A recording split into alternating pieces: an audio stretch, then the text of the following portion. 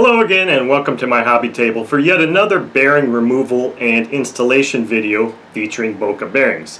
Now today's video I will be removing and replacing the bearings in a Saito FA-45MkII engine. Now this is an older engine that dates back to about 1988. So let's get right to the table and do this removal and installation. Okay, so on the table I've got my engine crankcase with the crankshaft bearings still installed, ready to be removed, and I've got a variety of different tools that I may be using to do the removal and the installation. And the first thing is just a standard hardwood block that I like to use to either tap the crankshaft out and also use it to be a buffer for the bearing, front bearing going in. I've got a light hammer, and I've got a small short socket extension to help drive the crankshaft in when it's installing the bearing. Got a wood dowel for removal of the front bearing, and I've also got a portion or one of the chucks from the Boca bearing miniature bearing removal tool set here that I might need to actually use to remove that rear bearing, depending on whether it comes off on the crankshaft or if it stays in the crankcase. And of course the other thing I've got here is the Boca bearings that we will be using to install in this crankshaft or the crankcase. And the kit number for these is, for the Saito FA-45MkII, is ENK075. So I'm going to put the bearings aside right now. We're going to concentrate on just the removal first. I've also got a heat resistant glove, and I've got a heat gun to heat this crankcase up to help facilitate getting the bearings out.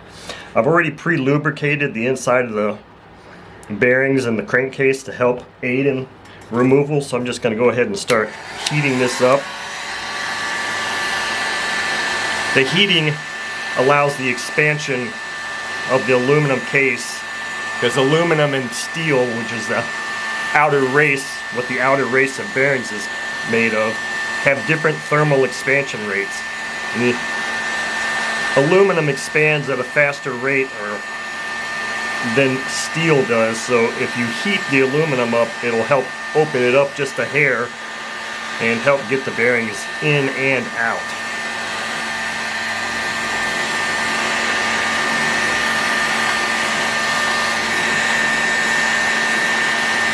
Now the interesting thing about this particular design of the engine is that this one, the Saito engine, actually has a pinion gear slid onto the crankshaft and not cut into the crankshaft like later model engines. So there might actually be, there's a pinion gear, and there might actually be a spacer in here that needs to come off with the crankshaft also. So let's see if I've got this hot enough to remove this crankshaft now and see. Wow, that was rather easy. And see what happens here. So it looks like that pinion gear came right off, and it looks like it stayed in there, so I'm going to have to see if I can get this. I'm probably not going to be able to use that size dowel now. I'm going to have to get one of my punches out to get this front bearing out. So I'm just going to grab a standard flat nose punch here, and now I've got to kind of finagle it in between that pinion gear and the bearing and make sure that I'm right on the bearing there, and give it a couple of taps to get this bearing out. And there's our bearing and that spacer, and there's our pinion gear. So those are the three items that I was talking about that were going to come out: the bearing, pinion gear, and the spacer. So now I'm going to check and see if I've actually got a lip, because if I've got a lip on here, and it looks like I might just be able to get this on here and drive this bearing out like this. I'm going to give it a quick shot here, and if it doesn't come out easily, I'm just going to use the bearing puller on it. So let me see if I can get on that.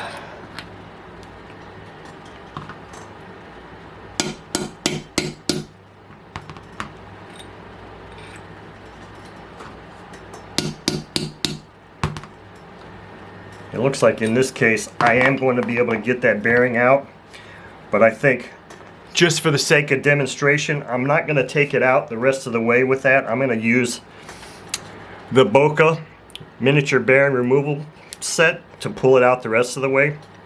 So the way this is designed is it's just a split chuck, and this one is in particular, the smaller ones are just 2-jaw. This is like a 4-jaw chuck. So what you have to do is you have to find the size that will fit within the inner diameter of the bearing, and then as you thread in this portion, it expands that chuck and grabs the bearing, and then you can pull it out. Now it's got a lip on the end here, so this bearing is like 90% of the way out, but this is going to be, I'm going to need a couple of wrenches here to tighten this up. So you stick it in here, and then you got to start expanding this jaw until it grabs that bearing. Let's see here if that's on there. So it's on there. I don't know if it's on there good enough. And so what you can do here is, for bearings that are not pressed in place, I think I'm going to tighten this up just a little bit more. You can use the handle that comes with the kit and just use the handle and pull it out. But since a lot of these bearings for RC engines are actually pressed in place, you can't just pull it out because it's going to take a lot of effort. So what I end up doing is I use a drive of some sort to go in there and engage the top of that thing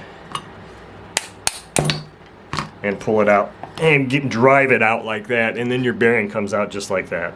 So you can see here how it grips on the inner race of the bearing. It expands and it grips on that inner race, and then you can pull that out. Now, like I said, this bearing was probably already halfway through coming out, so it didn't take as much effort. But there are times when you can't get a lip at all on the bearing, and you really have to use something like this. And when this bearing edge is flush up against the port of the mating part of the crankcase, it can be difficult to try to get that little lip right on that, in that crack or in that little gap that there might be. So you may have to sit there and play with it a little bit and expand it and contract it a few times to actually make sure that you got it on there. And it's easy to tell when you do, because you should be able to see this thing start to spin like it was on the bearing then. So then we just release this thing, and we can release it more and take the bearing right off of there. And there, the bearing came right off. So that concludes the removal portion of the bearings for this Saito FA-45 Mark II engine. So now what I'm going to do is I'm going to clean this engine case up, get it ready for new bearings, and then we'll do a bearing installation. Okay, so here we are on to the bearing installation phase of this video, and I just removed my crankcase from the ultrasonic cleaner and dried it off. I have not put any kind of lubrication on it or anything yet. I've got my crankcase or crankshaft all cleaned up and ready to facilitate the new bearings. I've got the timing gear, or maybe pinion gear if you want to call it that, the spacer that we'll need to install on the crankshaft. And I've got the original bearings here still, and of course I've got my set of Boca bearings here. Same piece of wood, hammer, light hammer, socket extension. This time I also have a small miniature screwdriver that I'll be using to remove the metal shields on the bearings, on the rear bearing. I've also got a little container of Boca's Lightning Lube Road Power to use to facilitate the lubrication process, which is what I'm going to do right now. I am going to put, looks like I've already got some in here, I'm going to put another little squirt of the Road Power in here, and I'm just going to use my finger to lubricate all of these parts to get them ready for installation.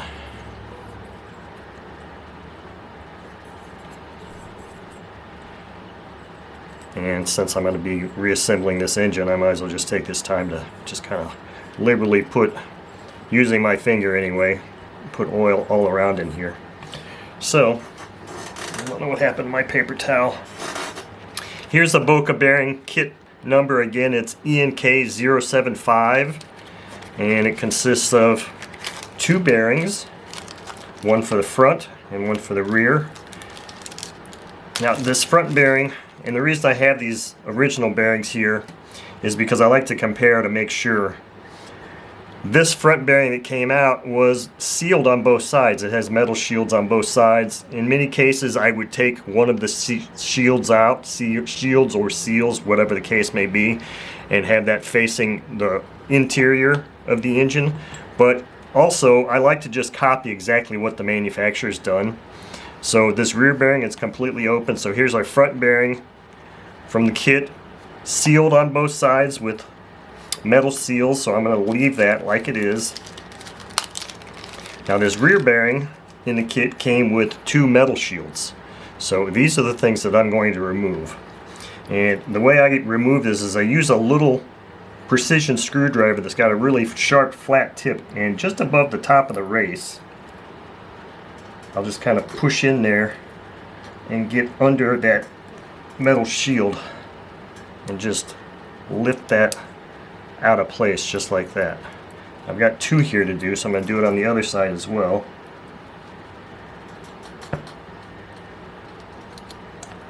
And there we go. So both of those are removed. Now we've only got the fresh bearings here, which I'm going to put a little bit of lube on the outside races. And again, I don't know what I did with my paper towel. Now this is ready to go. So what we're going to do here is first I'm going to install the front bearing in the engine. So I'm going to heat up the crankcase and get that installed.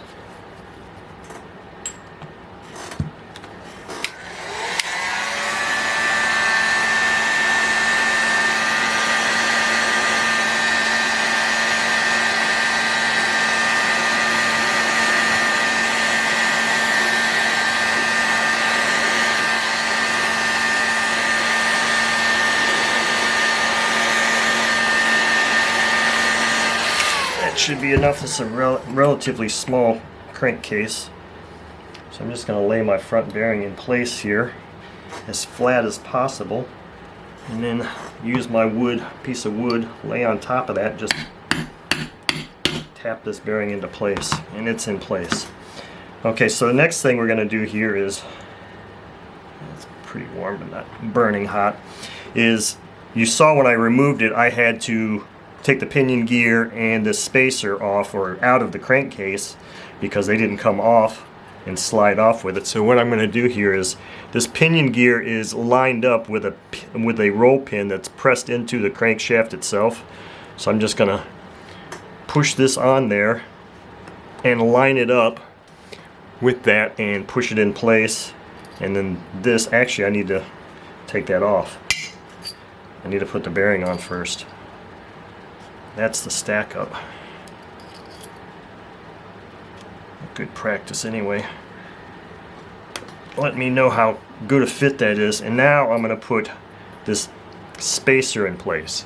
So now this crankcase is ready to be installed into the engine case.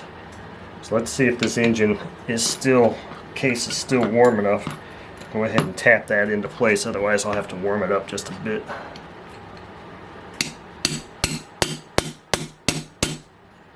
See if that's in.